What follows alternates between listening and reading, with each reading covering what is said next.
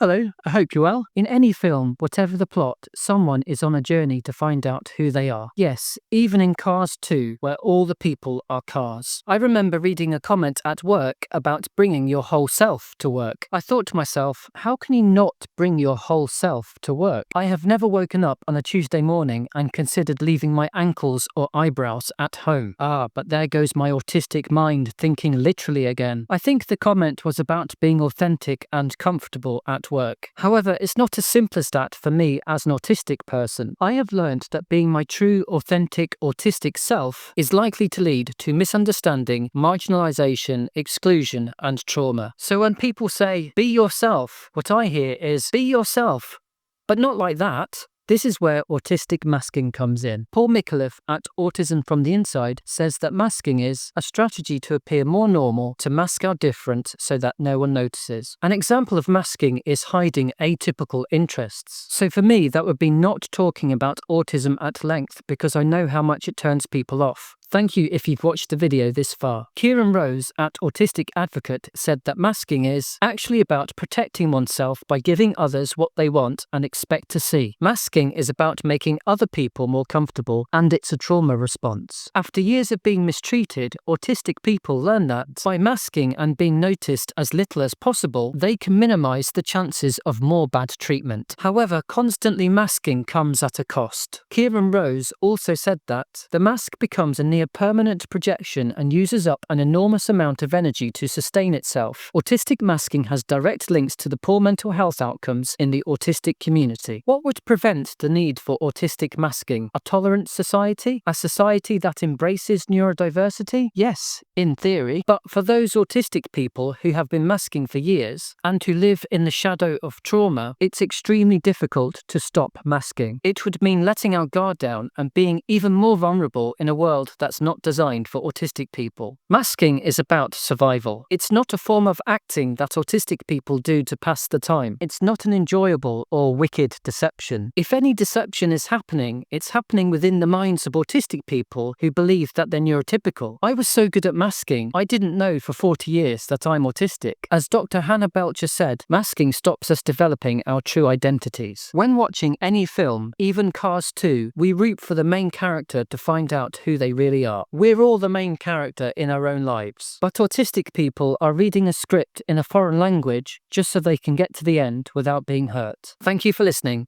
and take care.